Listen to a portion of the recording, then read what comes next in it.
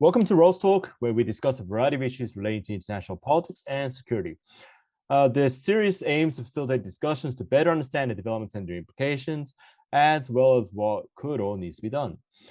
As always, I'm your host, Ryo Hinata-Yamaguchi, Project Assistant Professor at the Research Center for Advanced Science and Technology of the University of Tokyo. In this episode today, I'm joined by Dr. Christopher Lamont, Assistant Dean of ETRAC Programs and Associate Professor of International Relations at the Institute for International Strategy in Tokyo International University. Professor Lamont specializes in transitional justice, human rights, and democratic transitions. So, Chris, thank you very much for coming onto the show, and welcome. Hi, Rio. Well, first of all, it's really great to join you here on this show, and I'm really excited to talk to you today about a country that paradoxically Japan has enjoyed strong ties with at various points of times in the past, yet we very rarely hear about here in Japan today, despite a lot of the ongoing events, and that country is Libya. Yeah. And as you're probably aware, there's a lot of talk about planned upcoming presidential elections that are scheduled to be held on December 24th, a date that kind of those listening to us here in Japan might notice is symbolic, as it's the date that Libya transitioned to independence from being a UN protectorate in 1951. So I really look forward to talking to you more about both the conflict in Libya and the elections, but just as a little bit of background, I guess, before we get started about my interest in Libya and my own kind of experience with Libya. Well, my interest stems from, as you mentioned, my research interest in transitional justice.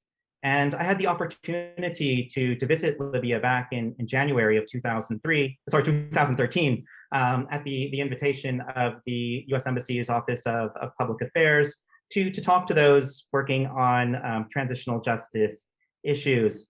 And this was a time of interestingly kind of still a degree of optimism, but a lot of kind of concern and fear, as this was months after the killing of the U.S. ambassador to Libya, Chris Stevens, in Benghazi. And sadly, by the end of the year, and certainly going into 2014, Libya had returned to a state of conflict. And the Libya that we're talking about today is a country that's mired in webs of conflict. And I would suggest that it requires a more comprehensive approach or agreement to settle some of these issues that have been intractable for so long, that enjoys broad legitimacy among Libyans. And one of the reasons why you see a lot of reticence, a lot of concern about these elections coming up is that the elections are largely a process that is driven by those who prioritize the holding of elections next month over ensuring that elections can be held in a manner that is free, fair, and accessible, and most importantly, would be accepted as legitimate in the country.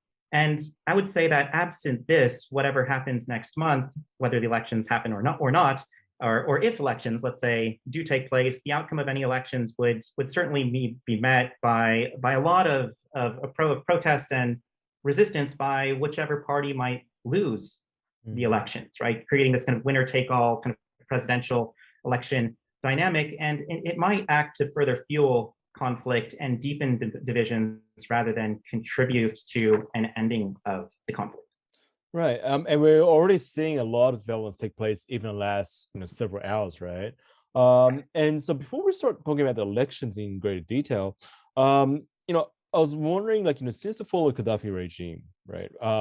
What have been sort of the key developments? Because as you say, the situation is extremely complex, very fluid as well. So I was just wondering, whether you can, talk about, very briefly, the key developments since the fall of Gaddafi. Right. So we're now getting to 10 years after the NATO intervention that took place that supported Libyan revolutionaries and armed groups in their efforts to overthrow the Gaddafi regime. And obviously, right, that effort was successful, but a decade later, Libya is a country that's still kind of mired in this kind of post-Gaddafi state building process. And I would say, so initially there was certainly some optimism, and I think elections kind of are the story of, in part, a part of the story of Libya's experience over the last 10 years. And back in 2012, Libya held its first free and fair elections that formed the General National Council.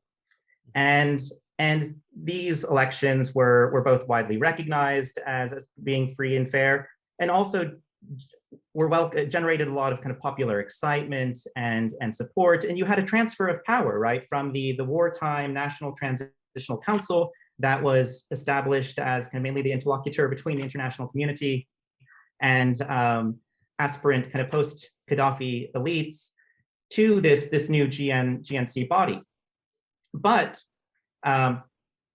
one of the problems that remains a salient issue that is unresolved coming out of the conflict was the question of who controls Libya's many armed groups, and Libya's militias, which played kind of a decisive role in the ouster of Gaddafi.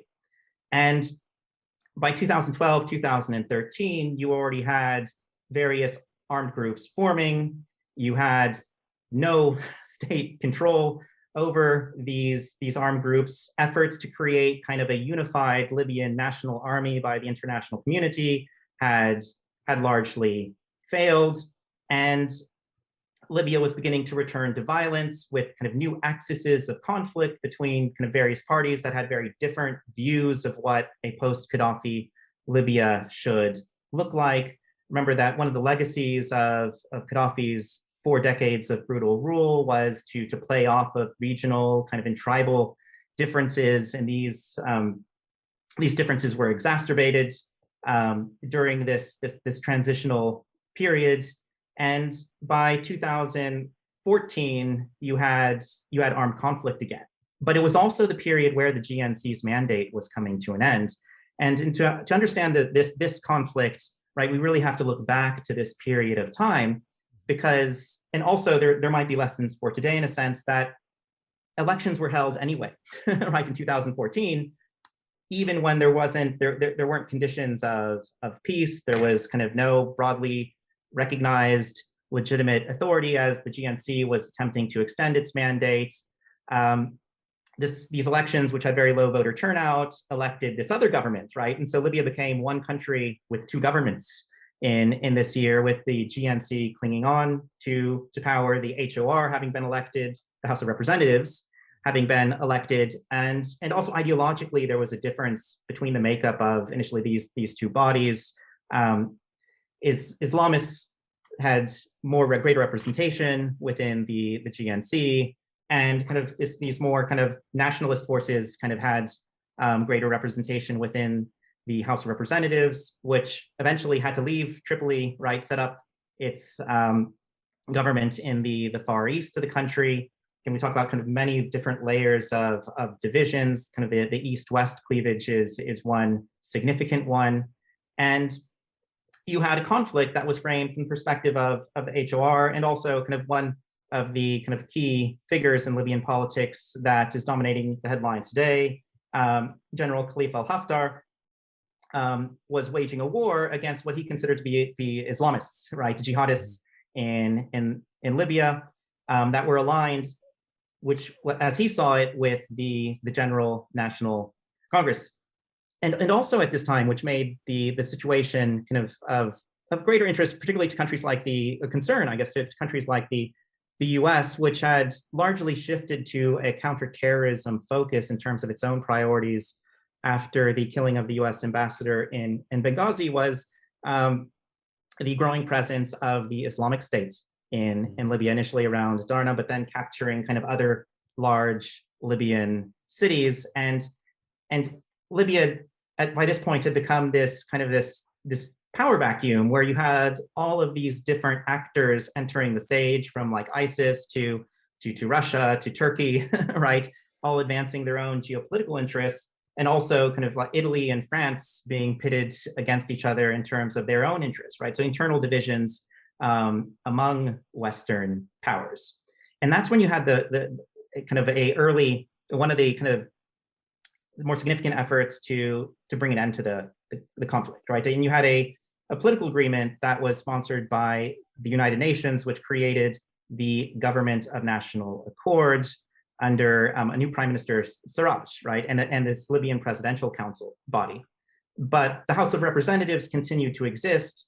A lot of the big questions were kind of papered over in this agreement.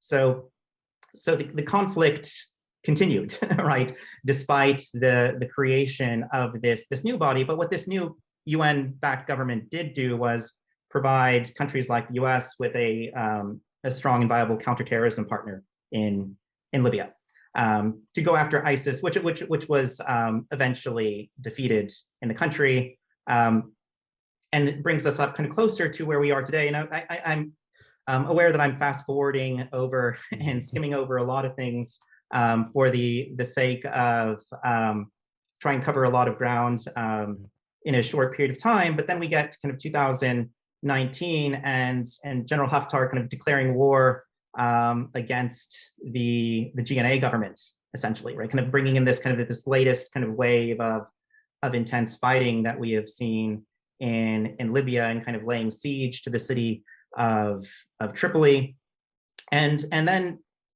this new process, right? This process to bring an end to this conflict, which kind of led to kind of the Berlin kind of 1 and 2 processes, and also kind of the Libyan political kind of dialogue forum, which were all aimed at the holding of elections, because Libya today is a country that lacks a legitimate national authority, that you have these various actors kind of entrenched in different parts of Libya, all advancing kind of their own interests, and also having over the course of the last decade been able to perpetuate this kind of the political economy of the conflict, which is in a way creating very strong kind of perverse economic interests for these actors to not come together, right? So there's a whole lot from that has taken place over these last 10 years that we can talk about, and also a whole lot of, I guess if you want to phrase it that way, kind of blame to go around from the international community to various other groups for making this situation more difficult. Yeah, and you talked about all these different political entities and figures and so forth, but I was wondering, what are the key political sort of fault lines? As you described, you talked about some economic issues, right? Right. And so would you say that, is at the center of the political divisions or differences in Libya?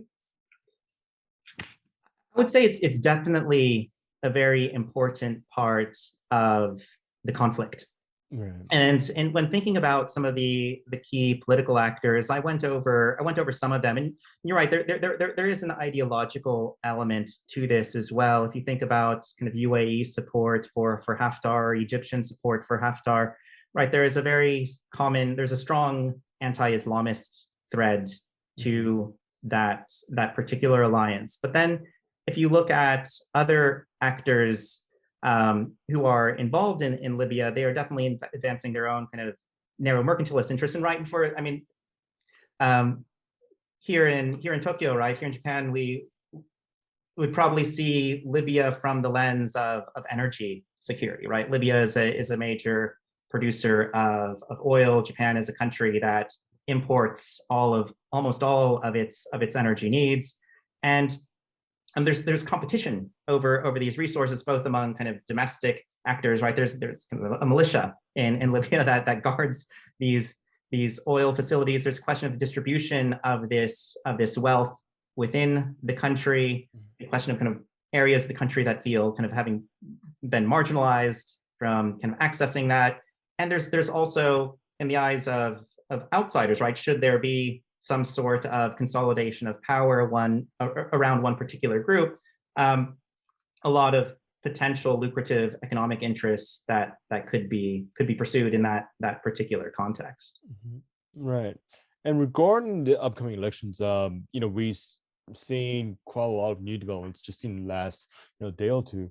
And just several hours ago, Right. we had Saif al-Islam, Gaddafi, who's a son of Muammar Gaddafi, being disqualified from running in the presidential elections. Although, Right. as we discussed earlier, there's a chance that he'll make an appeal and so forth. I was wondering how that is going to impact the outcome elections and so forth. This gets to something that I raised in the introduction, and that's the danger of holding elections in conflict context where you have very weak institutions, right? And this isn't something that's just true for countries that are in civil war like Libya, but you see elections can produce very polarizing results, and even kind of countries with very strong democratic traditions and very strong institutions sometimes experience difficulties in reining that in. And here you're talking about kind of the expulsion of Saif al-Islam Gaddafi, who himself is a polarizing figure, right? I mean, just to remind the audience, right? He was detained by a militia in 2011 as the war was coming to an end.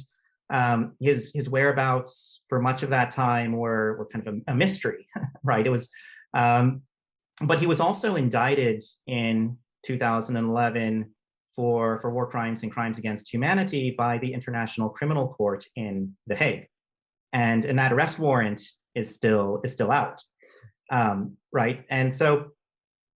And for many Libyans, right, there's and again, this gets to many of the challenges that Libya will face. If you think about kind of the 2013, 2014 era, there was a very strong desire for political exclusion and retribution against not just Gaddafi regime officials, right? Remember that Gaddafi himself was brutally executed, and his body was displayed in a meat locker in public, but kind of going kind of beyond kind of the regime, kind of the top regime figures, there was a strong degree of support for retribution against those who had even the most tenuous relationship with the regime, and there's a lot of fear and distrust of Saif al-Islam Gaddafi's motives. Not to mention the perception that has gained currency that Gaddafi is what was strongly backed by Moscow and Russia as kind of Moscow's candidate in these presidential elections. And so you mentioned now that he's been disqualified, but there's a lot of questions over kind of the legitimacy of these institutions, the legitimacy of these rules. They're not broadly accepted. It's likely going to produce an appeal. Kind of what will those who have been disqualified do to potentially undermine a process going forward? And then the bigger question of just how do you organize these elections, right, on December 24th nationally in a way that people can participate in and feel safe about participating in? There are still armed groups operating with impunity across the country. You have mercenaries, right? You have foreign troops that are still present in the country, and you have institutions like the HOR drafted kind of electoral framework is not widely accepted. It aims to create a presidency that is a strong presidency. The assumption now is that maybe presidential elections will happen on December 24th, but parliamentary elections won't happen. So what are the boundaries? What is the scope of presidential powers? And if you look at kind of a lot of those who aspire to running for president, so there's like 98 candidates right now. I believe that in the decision that disqualified Saif al-Islam Gaddafi, you had 24 others who were disqualified aside him. To speak just very briefly to I believe the rationale for the disqualification is that relates to I believe a complaint that that Gaddafi's kind of conviction in absentia by a Tripoli court for war crimes still stands, right? And also you have kind of ongoing kind of investigations into allegations against Haftar, complaints against him as well. But there's a lot of uncertainty about first kind of who the winner will be, but if for example any of these kind of candidates wins, what's their commitment to transitioning Libya to a more pluralistic political system and not creating kind of a new autocracy in the absence of any real agreed upon or widely accepted framework for governance. And you can be sure that a lot of candidates who kind of find themselves either being disqualified in the coming days or might kind of losing these elections as acting to contest the very legitimacy of these elections. So my concern is that we're going to have a situation that might have some similarities with kind of Libya's past electoral experiences, where you have elections take place, but rather than kind of address the conflict problems, they are creating kind of new layers of problems that will have to be addressed later. Right. Yeah, and you touched on sort of external influence, right, and external actors.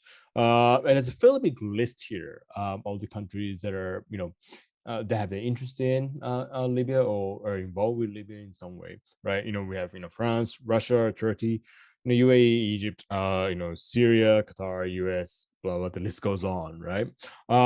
And so when we think about, these foreign influences or involvements or inventions, right, whatever you want to call it, right? Well, first off, what are those interests, right, that these countries have, right?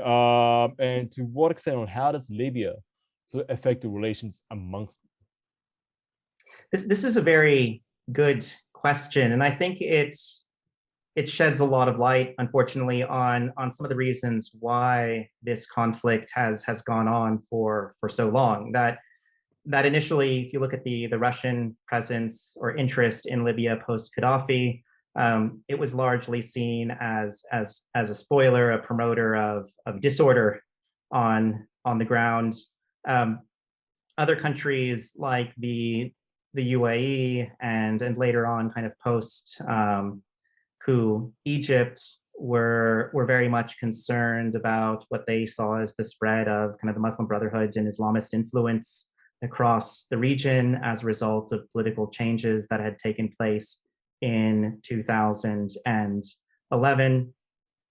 That countries like France and Italy and also the United Kingdom had sought to establish kind of lucrative contracts with the Gaddafi regime initially, as Gaddafi had opened towards the West in relation to kind of coming in from the cold, kind of dealing with the legacy of Lockerbie, right?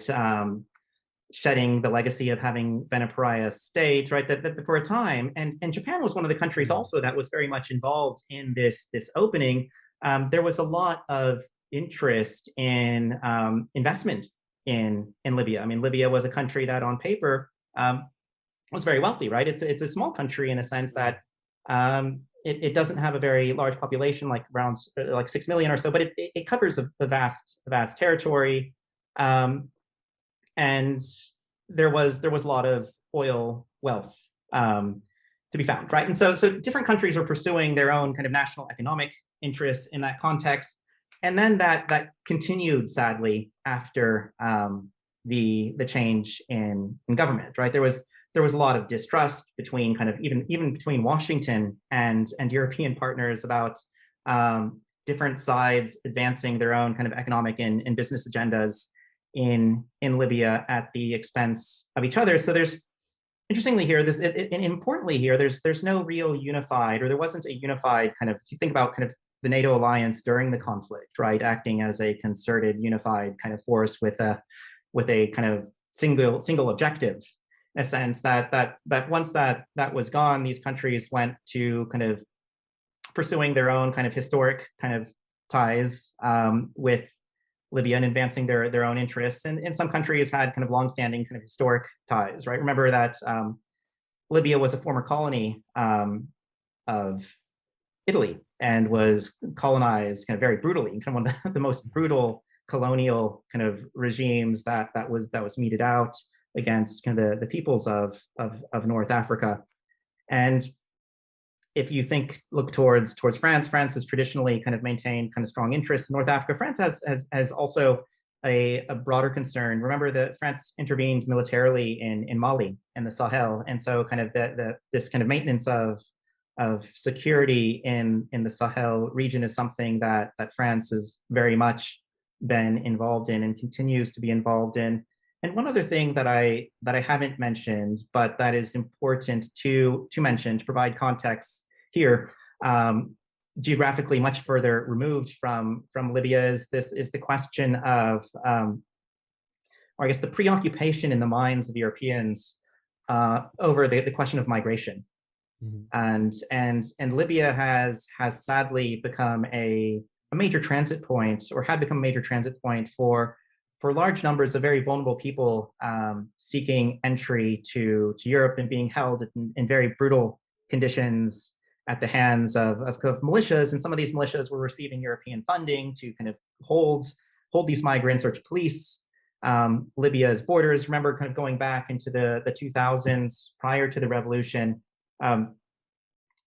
European states had also kind of provided financial assistance to the Gaddafi regime to police his own borders with an eye on this kind of migration. So, and that doesn't, and that's also kind of not necessarily even going into kind of other questions of illicit trafficking and such, right? And so, although there's no real short answer to your question about interest, there's a myriad of interests, and sadly, right? They obviously there are a lot of actors that do promote, that are interested in promoting kind of disorder, right? That are not that don't see kind of promotion of a global liberal order as kind of broadly kind of as part of their worldview.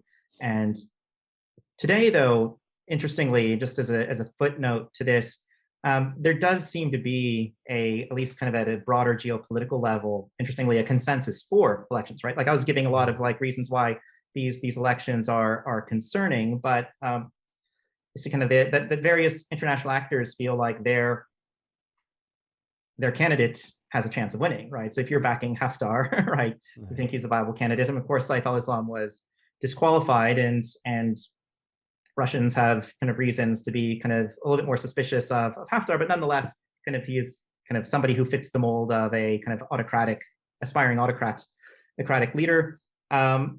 And also from the perspective of all these other countries kind of broadly in the West, there is a strong urgency behind the perceived need to establish kind of a new interlocutor, right? That this conflict is played on and on and on, and there isn't really a legitimate negotiating partner that really represents Libyans in all of this. And so having institutions that would represent Libyan interests and that would be able to kind of establish some form of sovereignty, right? Gain control of Libya's own borders, and maybe kind of do something about the mercenaries that are in country is something that's very desirable. And it's kind of, if you think about the alternative, right? I understand too that what is the alternative? Well, that would be to maybe try to force through or have some sort of power sharing arrangement among kind of these status quo actors that have driven the conflict to this point. And there isn't a lot of reason to be optimistic about that either. Yeah. I mean, it's really complex and so fluid, right? You know what's going on in Libya, and you will describe the sort of geopolitical, also the external aspects. And so let's get to one other question, that is Japan, right?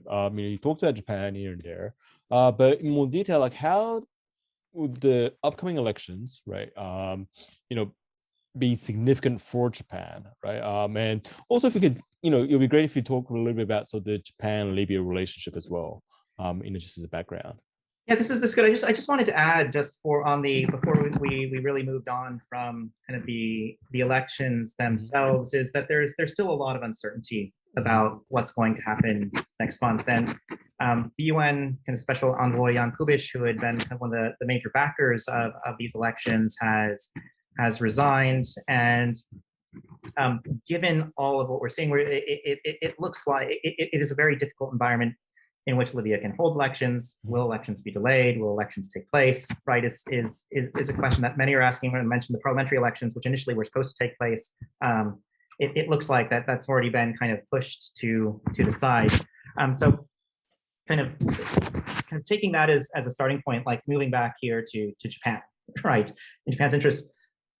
I think I mentioned at the very beginning that Japan had a very long history of ties with Libya. And at times the ties were tenuous, and at times the ties were strong.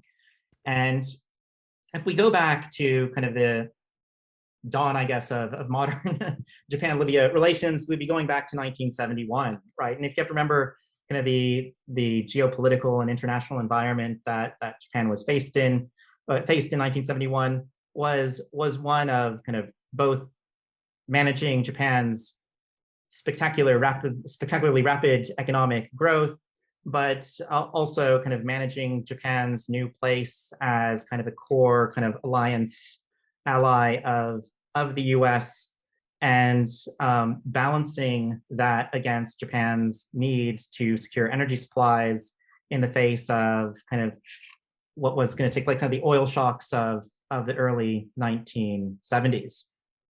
And so Japan initially, his initial outreach to Gaddafi's kind of new government, right, which was very young at the time, not just young in terms of being in power, but young in terms of the people who are governing the country, like his kind of Prime Minister Jalud was still a very young person, right? This was a kind of very young group of people. Japan initially kind of had some outreach to Libya, and you had kind of the building of deeper kind of trade ties kind of going into the 1980s, right, with Kobe Steel having kind of built a large steel plant in Misrata. And this is something that I recently wrote about, co-authored with a colleague of mine, Mieczysław Boduszynski, and kind of discovered that there's still kind of there's kind of on that social media kind of networks of people who used to kind of be associated with this plant in Libya. But also the 1980s was a time where Libya was becoming a pariah state,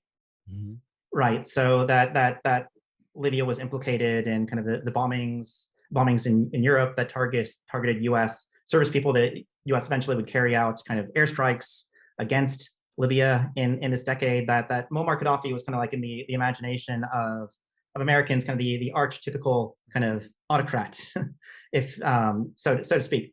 But and kind of almost in parallel with some of the diplomacy that you saw with kind of Abe and Iran in the final year of the Trump administration, Japan did maintain kind of strong back channels with Libya, and there were visits that took place kind of in 1986, and Japan never really kind of fully severed that relationship. And so and also kind of people who had kind of visited Libya during this period of time, kind of late 1970s, include our current Tokyo governor, Koike Yuriko, right, who was a journalist and who had interviewed Muammar Gaddafi in Benghazi, I believe, in 1978.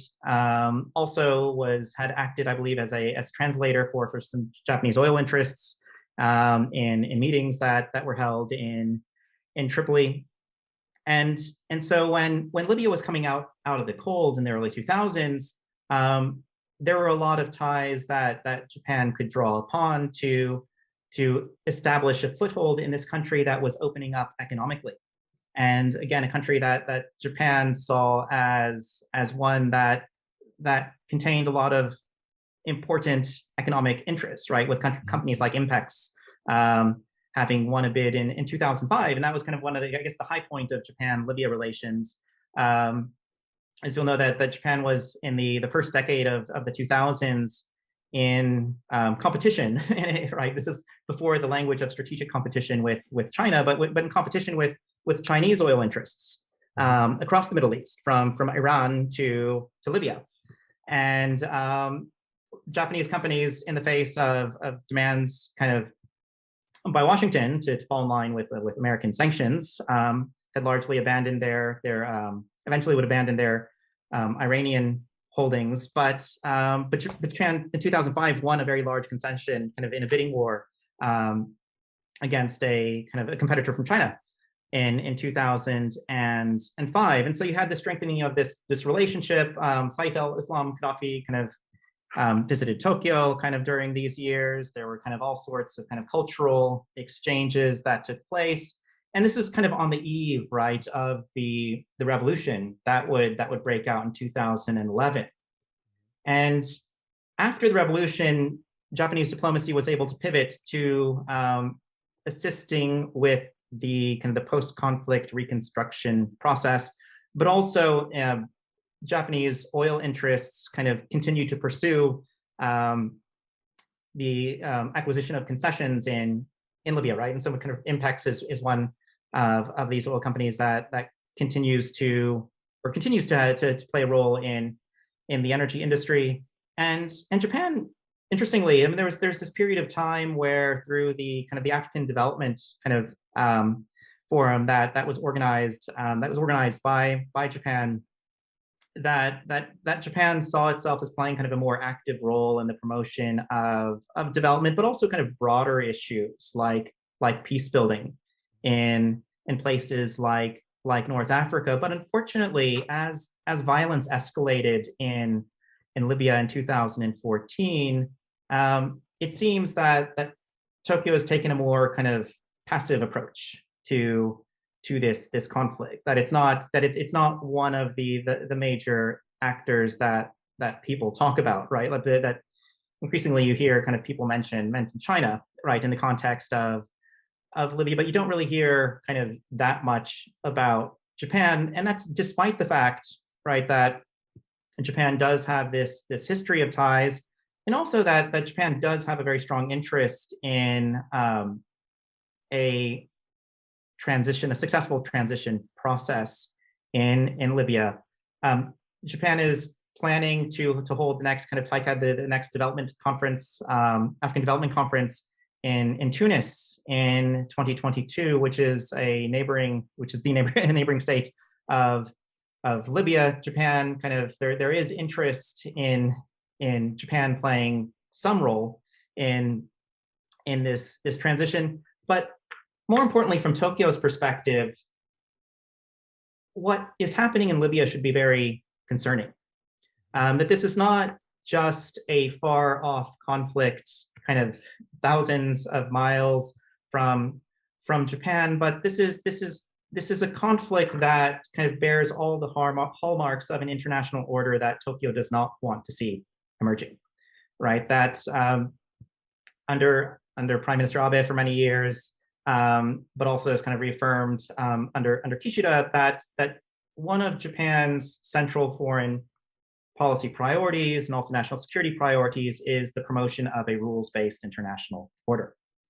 And in this conflict in Libya, you're seeing kind of as some commentators such as Jason Pack have kind of pointed out recently, you're seeing kind of the opposite of that, right? The shadow of what a kind of global disorder would look like, with states pursuing their own narrow mercantilist interests in kind of parts of the world where you do have a power vacuum, the use of proxy forces on the ground by malicious external actors, the use of mercenaries by external actors to promote or safeguard their interests, the undermining of international rules and international organizations and sanctions regimes like that imposed by the United Nations. In fact, the kind of earlier this year, the UN expert panel on Libya kind of once again revealed a litany of sanctions violations, but also pointed to alarming developments in the conflict in Libya, such as the use of kind of unmanned loitering drones, right? And so for Japan, which has an interest in counterproliferation, which has an interest in promoting legal regimes that would regulate the use of these types of weapons systems in the international community. These are all things that should deeply concern Tokyo. And Tokyo is well positioned to play a positive role, right? I mean, Japan's levers are limited, right? And there's no illusions about that, but Japan has traditionally played a very strong role within the United Nations in promoting UN development agencies and promoting kind of various kind of new kind of legal frameworks and concepts aimed at promoting kind of what would be articulated here, kind of probably more in the kind of human security kind of language, but nonetheless, Japan could potentially start saying more about these violations that are taking place, and it would be entirely consistent with Japan's current kind of foreign policy objectives. But also, Japan does have a concern about some of these same actors that are very deeply involved in Libya, more close to home. For example, kind of the use of Russian mercenaries, widespread use of Russian mercenaries in a place in Libya is not something that Japan would necessarily want to see being used in other conflicts. And you can think about, for example, the messiness of the South China Sea, and kind of how these new kind of these proxy armies, kind of the use of mercenaries, right, would be explosive to introduce into the regional environment, security environment here. Yeah, and I think when we think about all these different factors, like internal and external factors, it really goes to show us how important the situation really is, right? And so from our conversation today, I think it's very clear that the situation in Libya is extremely delicate, right? As you well described, and we are at the crossroads of either stability at last or further conflict and instability, right? And there's a lot to watch here.